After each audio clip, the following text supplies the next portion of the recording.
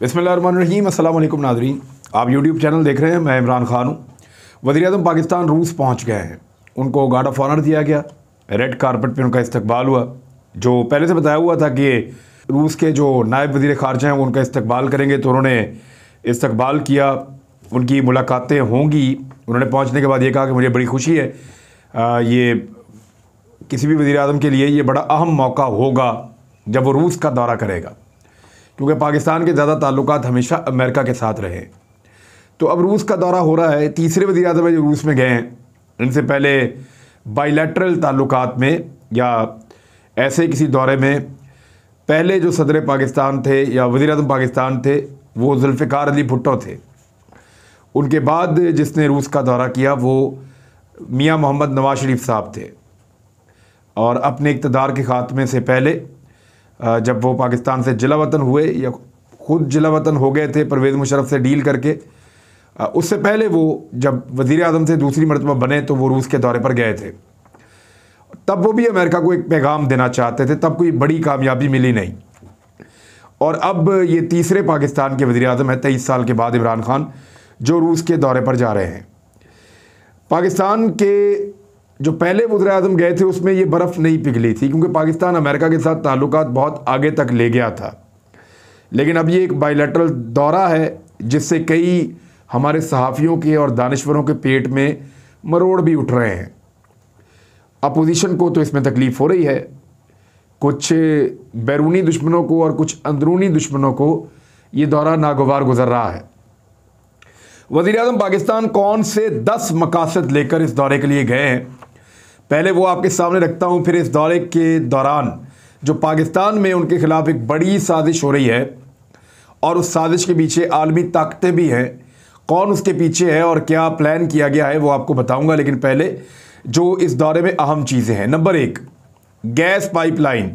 ये जो stream gas pipeline का मंसूबा है, हमारे पास गैस की किल्लत है और कम होती चली जा रही है और महंगी भी होती चली जा रही है गैस। तो ऐसे में हमें अपने हमसाया ममालिक में या आसपास से कहीं से गैस दरकार है। एक मंसूबा है तापी का, तुर्कमानिस्तान और अफ़गानिस्तान, पाकिस्तान और इंडिया, ये एक गैस पाइपलाइन है, इसमें पाकिस्तान को गैस मिलेगी। फिर रशिया के साथ भी पाकिस्तान गैस की जो पाइपलाइन है उसका मुआहदा करना चाहता है ताकि गैस की सप्लाई रशिया से पाकिस्तान को मिले और चाइना को भी मिले यहाँ से फिर आगे, क्योंकि रशिया ज़्यादा गैस जो है वो यूरोप को दे रहा है। अगर यूरोप से, मगरिब से उसके ताल्लुकात बेहतर नहीं रहते तो वो यही गैस चाइना को और पाकिस्तान को भी बेच सकता है, इंडिया को भी दे सकता है। इसके अलावा पाकिस्तान के अंदर जो एक नई गैस पाइपलाइन बिछाने का मंसूबा है जो पाकिस्तान के समंदरी इलाकों से शुरू होते हुए बढ़ती चली जाएगी मैदानी इलाकों तक, ऊपर पंजाब और खैबर पख्तूनख्वा तक, तो ये बहुत इम्पॉर्टेंट है। और इस नई गैस पाइपलाइन के ऊपर भी रशिया के साथ मिलकर पाकिस्तान काम करना चाहता है। नंबर 3 स्टील मिल पर भी पाकिस्तान और रशिया के दरमियान मुज़ाकरात होंगे और उसके रिवाइवल के लिए भी रूस, क्योंकि बहुत एक्सपर्ट है, वो उसमें काम कर सकता है। नंबर 4 दिफाई ताउन। पाकिस्तान को अपने दिफाई ज़रूरियात के लिए चाइना के ऊपर पाकिस्तान का इन्हिसार है। बहुत सारी चीज़ों में पाकिस्तान ख़ुद कफ़ील भी है और कुछ और चीज़ों में पाकिस्तान को मदद की ज़रूरत है। अब पाकिस्तान क्योंकि मगरिब से कुछ हद तक कट रहा है, अमेरिका के साथ ताल्लुकात सर्द मोहरी का शिकार हो रहे हैं और वो अमेरिका की वजह से हो रहे हैं, पाकिस्तान की वजह से नहीं हो रहा है। पाकिस्तान तो सिर्फ ये बता रहा है कि वो क्या करेगा और उसको बतौर एक ज़िम्मेदार रियासत क्या करना चाहिए।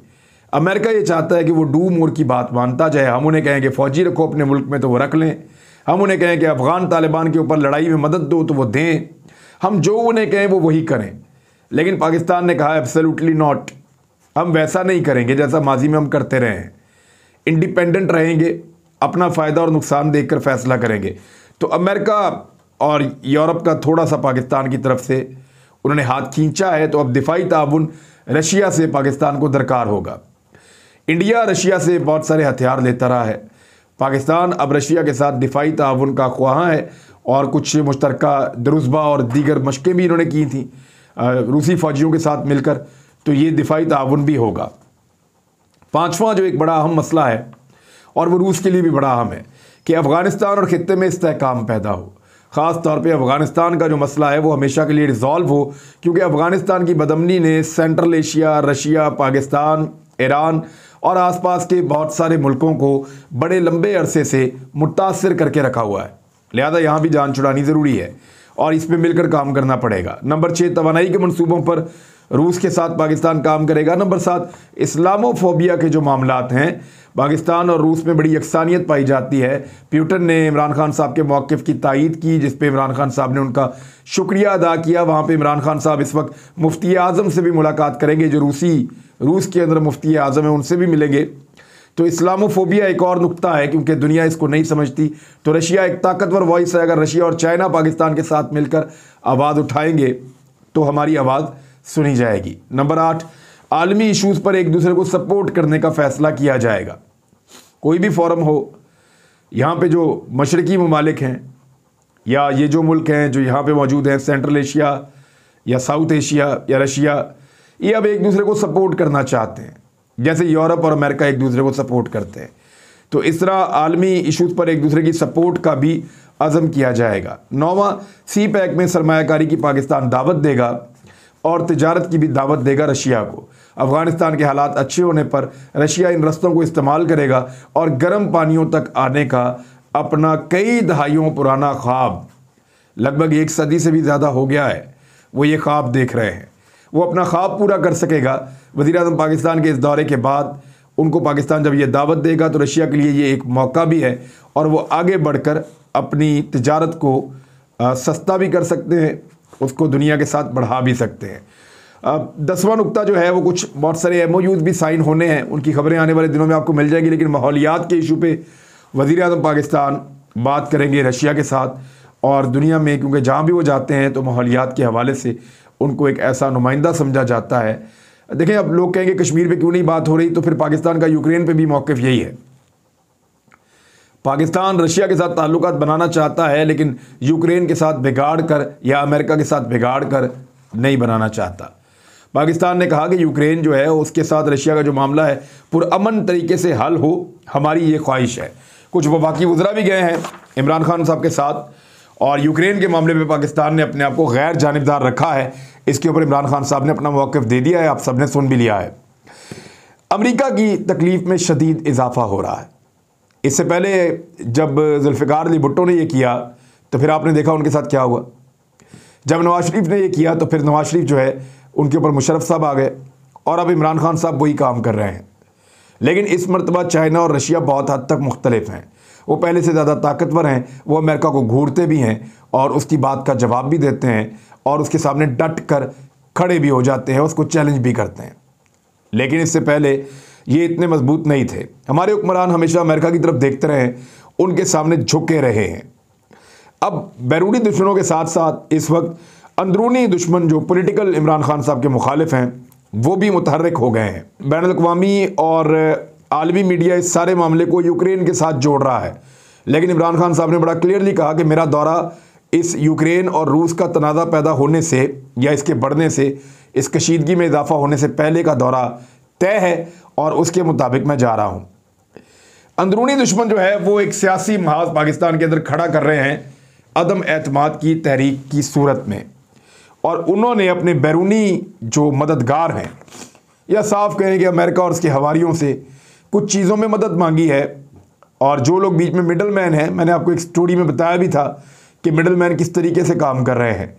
अमेरिका मगरबी ताकतों के middle man Pakistani political parties के साथ मिलकर कैसे काम कर रहे हैं, तो उनसे कुछ मुतालबा किया है पाकिस्तान की सियासी जमातों ने। अब जो ये मांग रहे हैं अमेरिका से और मगरब से, वो क्या है? वो 5 चीज़ें हैं, मैं आपके सामने 4-5 चीज़ें हैं वो रख देता हूँ। नंबर 1, पाकिस्तानी इस्टेब्लिशमेंट पर वो चाहते हैं कि अमेरिका और मगरबी ममालिक दबाव डालें कि इमरान खान को हटाने में मदद करें और रुकावटें दूर करें। यानी ये जो लोग पैगाम लेकर आए उनको ये पैगाम दिया गया कि अमेरिका से और मगरब से कहें कि हमें मदद दें इमरान खान को हटाने में, और जो रुकावटें मौजूद हैं उनको दूर किया जाए। नंबर 2, आलमी मीडिया या बैनुल-अक़वामी इदारों में इमरान खान साहब की हुकूमत के ख़िलाफ़ रिपोर्टें छपती रहे ताकि पॉलिटिकली उनको अपने फ़ायदे के लिए इस्तेमाल किया जा सके। नंबर 3, फैटफ में कोई कामयाबी पाकिस्तान को नहीं मिलनी चाहिए। हत्ता कि कुछ लोगों ने पाकिस्तान की नाकामी का भी तज़किरा किया, लेकिन वो ऐसा मुमकिन नहीं है। और आलमी फ्रंट पे पाकिस्तान को अकेला करने की कोशिश की है और फैटफ के मामले में इस ख्वाहिश का इजहार किया है कि कोई पाकिस्तान को कामयाबी ना मिले, हालांकि कोई वजह नहीं है कि पाकिस्तान को वाइट लिस्ट में डाला जाए। नंबर 4, जिन लोगों का मैंने आपको इशारा दिया था, जिनके बारे में आपको मैंने बताया था एक वीलॉग में कि वो मीडिया उसका ऑनर है और फिर किस तरीके से उसने सारा मैनेज किया, कहाँ कहाँ मुलाकातें की, कैसे कैसे वो एजेंसियों के लिए इस्तेमाल हुआ, तो वो आजकल सारे खासे मुतहर्रिक हैं। हत्ता कि कोशिश की जा रही है कि पाकिस्तान में जो OIC का इजलास होने जा रहा है मार्च में, उसको भी ख़त्म करवा दिया जाए और साथ ही साथ मोहम्मद बिन सलमान जो पाकिस्तान का दौरा करने जा रहे हैं उसको भी मनसूख करवा दिया जाए। ये भी एक तकाजा किया गया है बैनुल अक़वामी फोर्सेस से, पाकिस्तान के अंदर मौजूद लोगों ने मिडल मैन्स के ज़रिए से, कि ये करें, इसका नुकसान इमरान खान को होगा। अपोजिशन तहरीक अदम एतमाद लाना चाहती है, उनको आपस में कुछ चीज़ों पे खुद भी इत्तफाक है और कुछ चीज़ों पे इख्तलाफ है। पहले मैं आपको वो चीज़ें बता देता हूँ, क्योंकि अभी मीटिंग्स बहुत ज़्यादा हुई हैं। चौधरी बरादरान फजलुर रहमान से मिले, चौधरी बरादरान आसिफ अली जरदारी से मिले, फजलुर रहमान शहबाज शरीफ से मिले हैं, फिर फजलुर रहमान शहबाज शरीफ और जरदारी और बिलावल भी मिले हैं, फिर ये जरदारी साहब और शहबाज शरीफ अलग से भी मिले हैं। यानी ये रोज़ाना की बुनियाद पे इकट्ठ कर रहे हैं, रोज़ाना मिल रहे हैं, लगातार मुलाकातें कर रहे हैं, पूरा तरीक़ाकार बना रहे हैं कि तहरीक अदम एतमाद लाने के लिए, इमरान खान को हटाने के लिए अब क्या करें। इत्तफाक और इख्तलाफ किन चीज़ों पे है, अब तक जो मैंने इन्फॉर्मेशन इकट्ठी की है वो आपके सामने रख देता हूँ और कुछ बड़ी इंपॉर्टेंट चीज़ें हैं वो भी आपको बताता हूँ। नंबर 1, तहरीक अदम एतमाद यानी एक्शन जो है वो ज़रूर लिया जाएगा। नंबर 2, इमरान खान को हटाना अव्वलीन मकसद है और इस मरतबा ये मौका ज़ाया नहीं किया जाएगा क्योंकि आलमी स्टेक होल्डर भी यही चाहते हैं। नंबर 3, इंतखाबी इस्लाहात जो पहले हुई हैं, अब दोबारा इंतखाबी इस्लाहात के नाम के ऊपर इलेक्ट्रॉनिक वोटिंग मशीन और ओवरसीज़ पाकिस्तानियों के वोट का हक हर हाल में ख़त्म किया जाएगा। नंबर 4, अपना वज़ीर आज़म लाया जाएगा। शहबाज शरीफ साहब के ऊपर सब ने इत्तफाक कर लिया है। इख्तलाफात किन चीज़ों पर है? नंबर 1, पहले किसके खिलाफ तहरीक अदम एतमाद लाई जाए? बकौल पाकिस्तान पीपल्स पार्टी स्पीकर और वज़ीर आला पंजाब के खिलाफ पहले लाई जाए, जबकि नून लीग और फजलुर रहमान के मुताबिक पहले इमरान खान के खिलाफ तहरीक अदम एतमाद लाई जाए। दूसरा इख्तलाफ, खुद अदम एतमाद जो है वो जिस तरीके से लाई जाए, इत्तेहादियों को शामिल किया जाए, यानी खुद अदम एतमाद लाई जाए, या फिर इमरान खान को ये कहा जाए कि वो एतमाद का वोट लें, उसके बाद जब उनके अरकान इस्तीफ़ा दे दें। यानी अपोजिशन ने 2 प्लान बनाए हैं, या तो अदम एतमाद लेकर आएँ, तो या फिर एक ऐसा काम करें कि इमरान खान साहब के अरकान असम्बली इस्तीफ़ा दे दें और उसके बाद जब वो कमज़ोर हो जाएं तो उन्हें कहें एतमाद का वोट लो और वो ना ले पाएँ और फारिग हो जाएं। नंबर 3, पहले इलेक्शन करवाया जाए, यानी इलेक्शन करवा दिया जाए फौरी तौर पे, या फिर ये जो 5 साल हैं इनको मुकम्मल किया जाए नए वज़ीर आज़म के साथ। यहाँ पे बड़ा शदीद इख्तलाफ है। जो इमरान खान साहब की इत्तेहादी जमातें हैं वो ये चाहती हैं कि 5 साल पूरे हों, पाकिस्तान पीपल्स पार्टी भी ये चाहती है कि 5 साल पूरे हों, जबकि फजलुर रहमान और नून लीग चाहते हैं कि फौरी तौर पे इलेक्शन करवा दिए जाएं। ये एक ऐसा इख्तलाफ है जहाँ पे इत्तफाक़ राय नहीं हो पा रहा। नंबर 4, यानी दीगर कई और बहुत सारी बातें हैं जहाँ पे आपसी अदम एतमाद मौजूद है और पीपल्स पार्टी और PMLN ख़ास तौर पे एक दूसरे पर एतबार करने से भी कतराते हैं और वो ये भी सोचते हैं कि इस सारे सिनेरियो का ज़्यादा फ़ायदा कहीं दूसरी पार्टी ना उठा ले।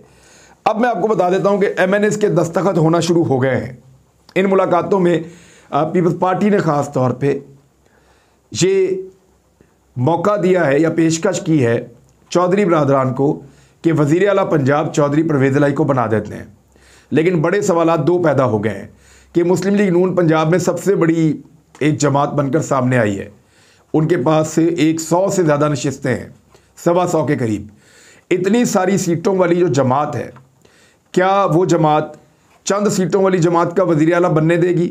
और आइंदा पॉलिटिकली उनको ये बात सूट करेगी कि PTI के मुखालफत में उन्होंने एक ऐसे आदमी को वज़ीर आला बना दिया जिसके वो सख्त मुखालिफ थे और उस आदमी के ख़िलाफ़ उनके बहुत सारे बयानात हैं, और वो आदमी जो है वो चंद बंदों के साथ आकर वज़ीर आला बन जाए ब्लैकमेल करके, तो PMLN के लिए ये बड़ा मुश्किल होगा।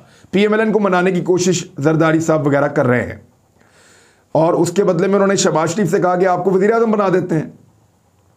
लेकिन खुद वज़ीर आज़म बनना तो वो पसंद करेंगे, लेकिन परवेज़ इलाही को वज़ीर आला बनाएंगे या नहीं बनाएंगे, ये बड़ा सवाल है। दूसरी जानिब परवेज़ इलाही को भी ये सोचना होगा कि 1 साल की वज़ारत आला क्या इतनी कीमती है कि वो इतना बड़ा एक पॉलिटिकल रिस्क लें, क्योंकि चौधरी बरादरान का ये भी एक मौक़िफ़ है कि एस्टेब्लिशमेंट का इशारा जब तक नहीं होता तब तक हम हाजिर नहीं हैं इस खिदमत के लिए। ये भी एक बड़ा अहम इशू है। अब ज़रा आ जाएँ कि इस वक्त सिचुएशन क्या है कौमी असम्बली में। 155 अरकान जो हैं पीटीआई के हैं, 156 थे, एक का इंतकाल होगा, ख्याल जमान और अकज़ई का हुंगू में NA-33 से थे, वो 155 बच गए पीटीआई के, 5 काफ लीग के, 3 GDA के, 7 MKM के, 5 बलूचिस्तान अवामी पार्टी के, 2 आज़ाद उम्मीदवार, 1 शेख रशीद और 1 जमहूरी वतन पार्टी के रहनुमा। तो 179 वोटर इस वक्त मौजूद हैं इमरान खान के साथ। अपोजिशन के पास जो है वो 162 वोटर मौजूद हैं।